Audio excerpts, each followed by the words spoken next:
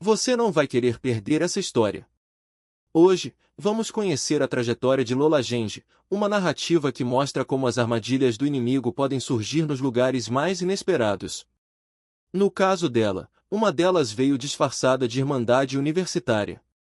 Minha mãe e meu pai se conheceram ainda no colégio, um romance de filme. Ela, decidida, entrou para as Forças Armadas. Foi durante o serviço militar que descobriu que estava grávida, de mim. Ao voltar para casa, porém, a realidade foi um soco no estômago. Meu pai já esperava outro filho com outra mulher. 2 bebês a caminho, 2 mães diferentes. Minha mãe não hesitou, arrumou as malas e nos mudamos de Mississippi para Dallas. Lá, reencontramos parte da família e mergulhamos de cabeça na igreja. Cresci entre bancos de madeira, corais gospel e fotos de bebê comigo no colo de algum pastor. Até participei do grupo de dança que recitava os livros da Bíblia em coreografias. Sim, eu era aquela criança que nunca faltava aos domingos. Mas aqui está o detalhe: eu frequentava a igreja, mas Jesus não habitava em mim. O que me dominava era uma raiva que queimava por dentro, um desejo desenfreado e uma obsessão por garotos que beirava o ridículo. Na escola, eu era um furacão. Bati em meninos, em meninas, até em uma professora substituta. Ela não me deixou ler em voz alta, e eu respondi com um chute na perna. Não havia limites. No ensino fundamental, a violência deu lugar a outra dor, o bullying. Por algum motivo que até hoje não entendo, mesmo sendo agressiva, eu era alvo constante. Talvez porque eu fosse alta demais, desde os 10 anos, já tinha 1,75 m. Os garotos me chamavam de nomes, riam dos meus óculos esquisitos e dos dentes tortos. Eu era o patinho feio da turma, e eles não deixavam esquecer. Mas algo dentro de mim sussurrava que aquilo não duraria para sempre.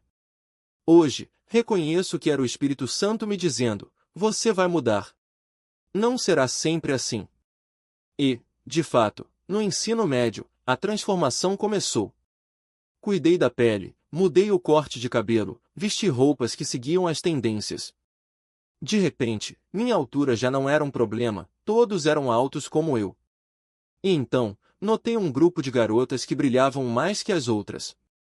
Eram as mais bonitas da escola, as mais populares da cidade, as rainhas do step, uma dança sincronizada que arrasava em competições. Elas venciam tudo, e todo mundo queria fazer parte do time delas. Eu, que nunca tinha visto um passo de step na vida, decidi que precisava estar ali. O problema?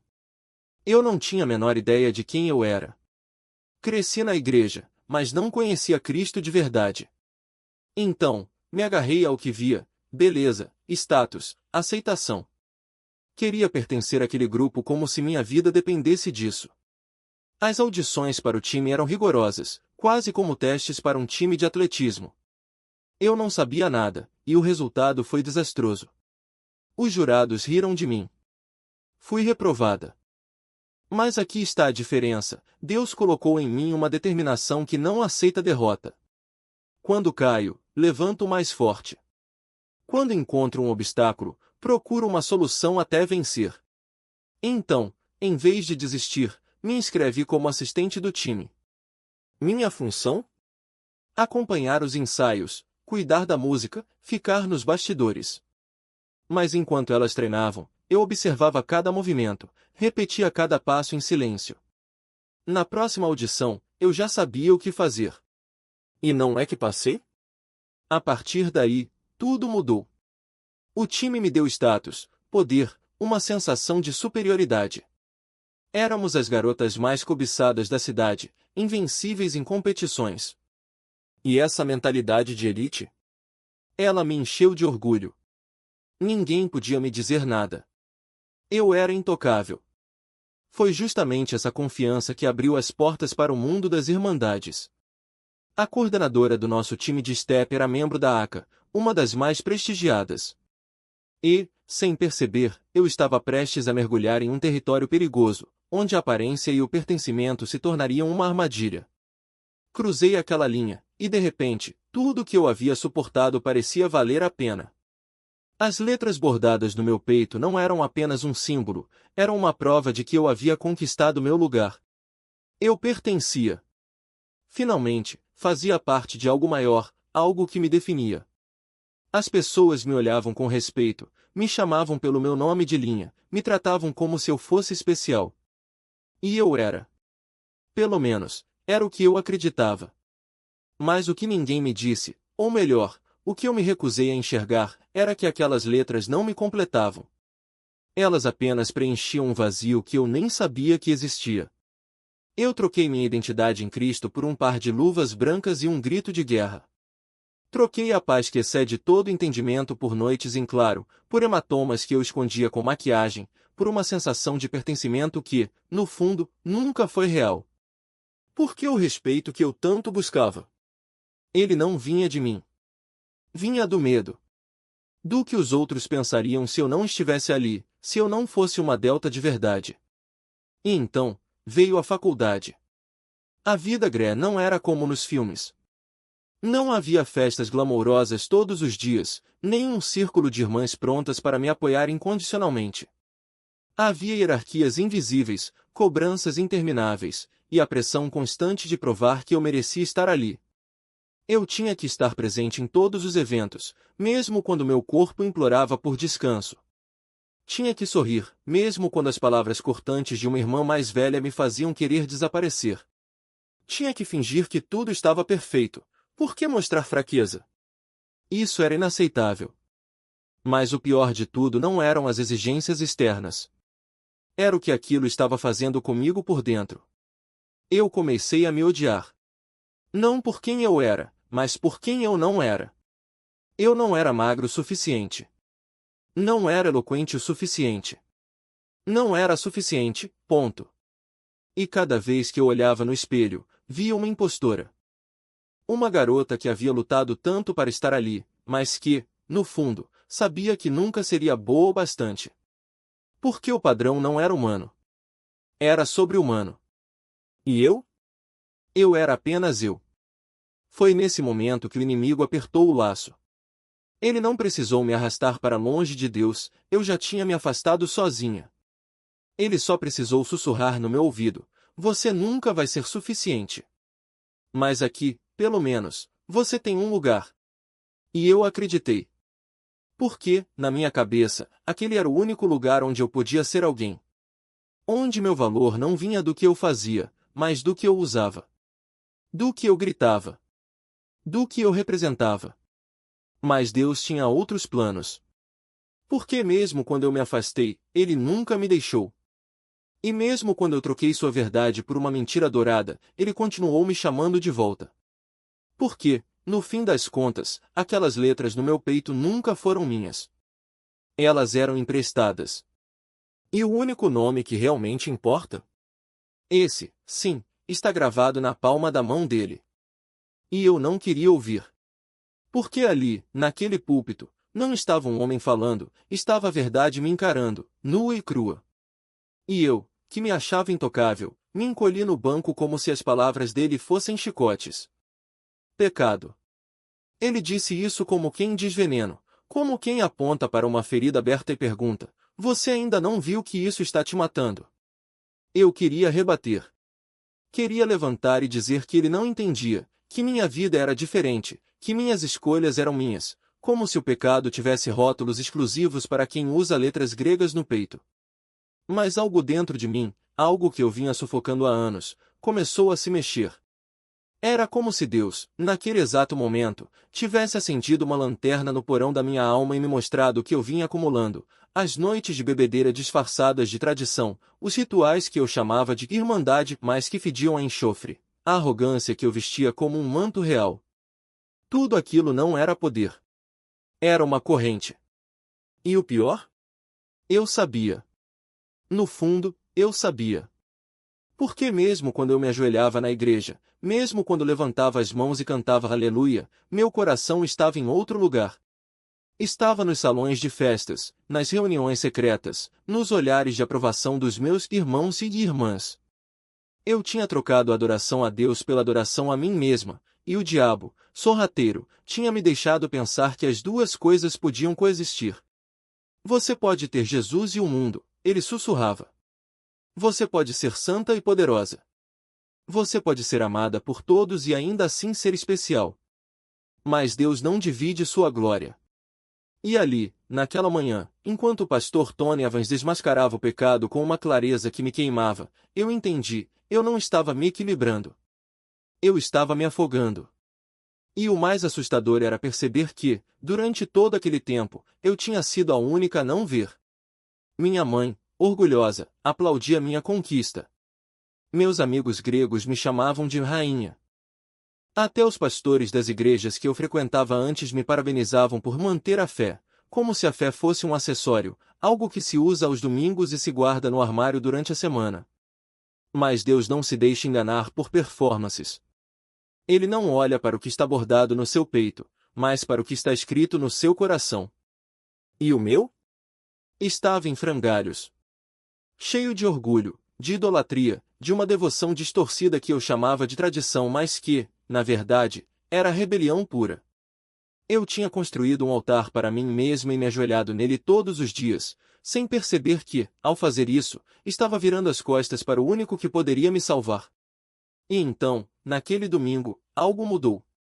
Não foi um trovão, não foi um sinal no céu, foi uma pergunta simples, feita por um homem de Deus, que ecoou dentro de mim como um grito: se você morrer hoje, para onde você vai?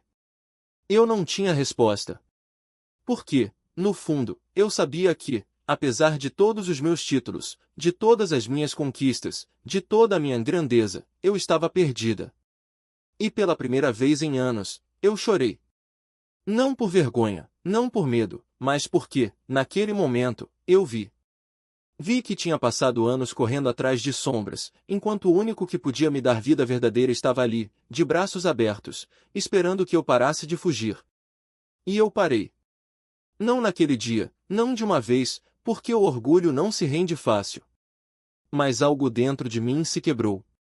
E, pela primeira vez, eu ouvi. De verdade. Minha vida, eu repeti aquelas palavras sem jamais questionar o que elas carregavam. Mas agora, com os olhos abertos, eu ouvia cada sílaba como um grito no escuro. Ó rei, Minerva! E ali estava ela, a deusa da sabedoria, erguida sobre nós como um ídolo, enquanto nós, de joelhos, jurávamos lealdade não a Cristo, mas a algo que se alimentava da nossa devoção. Como eu não tinha visto antes! Como eu, que cresci na igreja, que conhecia cada versículo sobre ídolos e altares pagãos, tinha me ajoelhado diante de um deles sem nem piscar. Aquela visão não era apenas um aviso, era um espelho. E o que eu vi ali me queimou por dentro. Não eram só as velas, os rituais ou as palavras solenes. Era o peso do que eu tinha entregado sem perceber, minha fé, minha identidade, até mesmo o direito de chamar Deus de meu. Porque um pacto com o mundo não é um acordo passageiro, é uma troca. E eu tinha trocado a verdade pela ilusão de pertencimento, a luz pela escuridão disfarçada de tradição. Quando terminei de assistir ao vídeo, minhas mãos tremiam. Não de medo, mas de uma raiva santa, contra mim mesma, contra o engano que tinha me envolvido por anos. Eu me lembrei de cada iniciação, de cada aperto de mão secreto, de cada vez que recitei aqueles votos sem entender o que eles significavam. E então, como um trovão, veio a pergunta que eu não podia mais ignorar: o que mais eu tinha aceitado sem questionar? Quantas outras mentiras eu tinha abraçado como verdade só porque eram confortáveis, familiares, normais? Foi nesse momento que entendi: a santificação não é um processo suave. Não é um caminho de pequenas mudanças, mas um incêndio que consome tudo que não é de Deus. E ele não estava me pedindo para ajustar minha vida, ele estava me chamando para queimá-la por inteiro e recomeçar do zero. Eu podia sentir o fogo lambendo as bordas da minha alma, arrancando camada por camada de orgulho, de justificativas, de desculpas. Você não precisa mais disso, ele sussurrava. Eu sou o suficiente. E pela primeira vez, eu acreditei. Não com a cabeça, mas com o coração, aquele lugar que tinha passado anos trancado, protegido por muralhas de negação. Eu peguei o telefone e liguei para minha linha. Não para pedir desculpas, não para negociar, mas para cortar. Não quero mais isso na minha vida, eu disse, e as palavras saíram firmes, como se sempre tivessem estado ali, esperando o momento certo. Quando desliguei, senti algo se soltar dentro de mim, como se uma corda invisível tivesse sido cortada. Não foi alívio. Foi liberdade. Mas Deus não parou por aí. Ele nunca para. Porque quando você diz sim uma vez, Ele começa a mostrar tudo que ainda precisa ser entregue. E eu pensei que já tinha feito o suficiente, afinal, tinha abandonado o pecado, deixado a irmandade, me arrependido. Mas Ele sabia que havia mais. Muito mais. E foi então que Ele me levou a confrontar o que eu nem sabia que carregava, as amizades que me puxavam para trás, as conversas que me contaminavam, os hábitos que eu chamava de inocentes, mas que eram, na verdade, portas abertas para o inimigo. Uma por uma, Ele as apontou. E uma por uma, eu as fechei. Não porque fosse fácil, mas porque, depois de tudo, eu já não conseguia mais viver no meio termo. Ou era tudo para Ele, ou não era nada. E se havia uma coisa que eu tinha aprendido naqueles meses de luta, era que Deus não divide trono. Ele não aceita ser apenas uma parte da sua vida. Ele quer ser a sua vida, inteira, sem reservas, sem desculpas. Então eu entreguei. Cada mentira que ainda sussurrava no meu ouvido. Cada dúvida que tentava me fazer recuar. Cada medo de que, sem aquelas coisas, eu não seria ninguém. E sabe o que aconteceu? Ele me deu algo melhor. Não uma versão editada de mim mesma, mas uma nova criação. Não uma vida sem lutas, mas uma vida onde as lutas já não me definiam. Porque quando você para de correr, quando você finalmente se rende, você descobre que o que te esperava não era um juiz, mas um pai. E um pai não castiga, ele restaura. E não era só sobre amor, paz e felicidade, era sobre a quem eu os entregava. Quantas vezes repeti aquelas palavras, como um mantra vazio, acreditando que as oferecia a uma irmandade, a um legado, a um nome. Mas o Espírito Santo me interrompeu no meio do caminho, como um raio rasgando a névoa. Para quem você está dando isso, afinal? E então entendi. Não era para Delta. Nunca foi. Era para ele. O único que merece receber o que há de mais puro em nós. Porque quando você rasga as páginas dos rituais, quando você olha além das luzes e dos aplausos, o que sobra é uma verdade nua e crua. Aquilo não era uma organização, era um altar. Um altar disfarçado de tradição, de networking, de oportunidades. Mas um altar, ainda assim. E altares exigem sacrifícios. Exigem votos que não podem ser desfeitos, promessas que ecoam até o dia do juízo. Você entende que está assumindo obrigações das quais nunca será livre? Perguntavam. E nós, ingênuos, respondíamos, sim, eu entendo. Como se estivéssemos assinando um contrato social, não um pacto espiritual. Como se aquelas palavras não fossem sementes plantadas no solo do inimigo, regadas com a nossa ignorância e colhidas com a nossa lealdade cega. Eles citam as Escrituras, mas as distorcem. Pegam 1 Coríntios 13, o amor é paciente, o amor é benigno, e o transformam em um hino à irmandade, como se o amor de Deus pudesse ser reduzido a um código de conduta de uma sociedade secreta.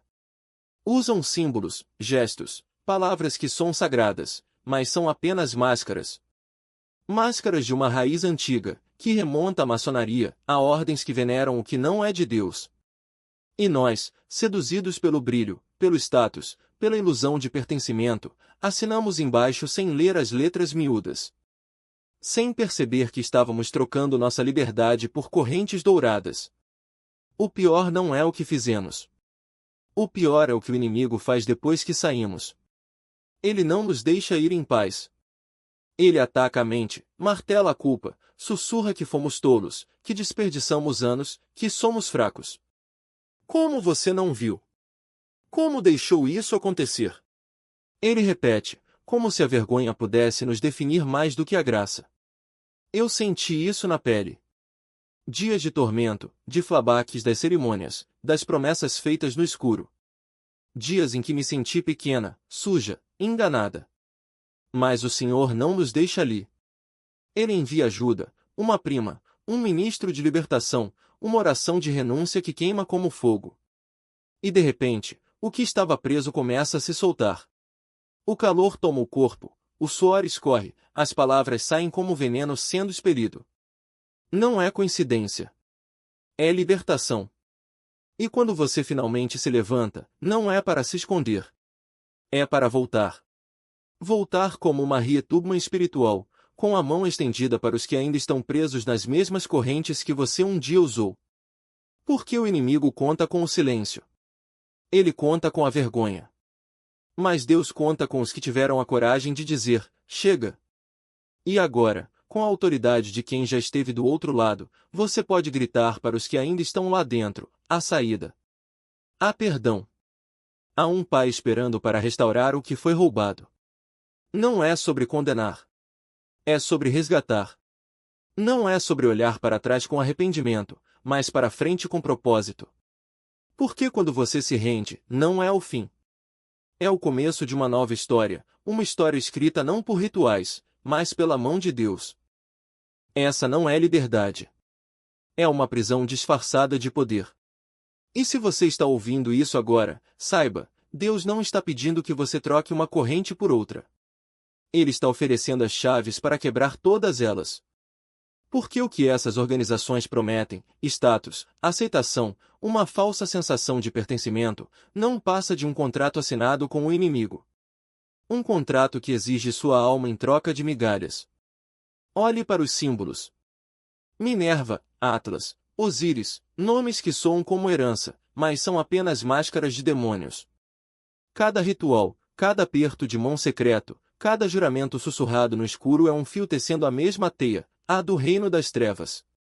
Não importa se é uma fraternidade cristã, uma organização multicultural ou um grupo militar, se há segredos que você não pode levar à luz de Cristo, há algo podre ali. E Deus não divide sua glória com ídolos.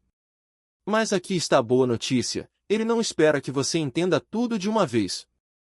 Ele só pede uma coisa, obediência. Foi assim com Abraão, quando Deus lhe disse para sacrificar Isaque sem dar explicações. Abraão não questionou, não negociou, não tentou racionalizar. Ele simplesmente obedeceu. E foi naquele momento, com a faca erguida, que Deus disse, agora sei que me temes. Não foi o sacrifício em si que importou. Foi a disposição de abrir mão do que mais amava sem garantias. Foi a confiança cega de que, mesmo que tudo parecesse um absurdo, Deus sabia o que fazia. Foi assim com você também. Quando ele pediu para renunciar a Delta, você não tinha todas as respostas. Não sabia que visões viriam depois, que revelações te esperavam. Você só sabia que, se ele estava pedindo, era porque havia algo maior do outro lado. E foi nessa rendição, não no ritual, não no status, mas na entrega total, que ele pôde começar a reconstruir você.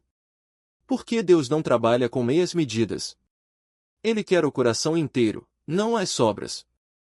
E aqui está a verdade que o inimigo não quer que você saiba, as raízes do seu vazio não estavam na Delta. Estavam muito antes.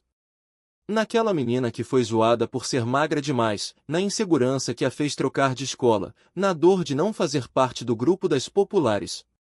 Você buscou naquelas letras gregas o que só Jesus podia te dar, identidade, valor, amor incondicional.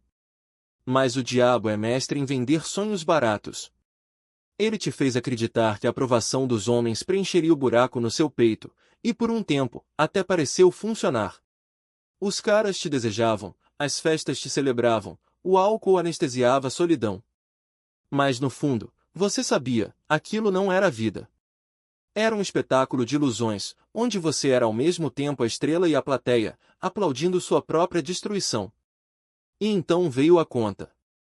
A doença que você não mencionou, os homens que usaram seu corpo como moeda de troca, a vergonha que te seguia como uma sombra. O inimigo gosta de colher o que plantou, e ele planta em solo fértil, o da rejeição, o da necessidade de provar seu valor, o da busca desesperada por algo que preenche o vazio. Mas Deus?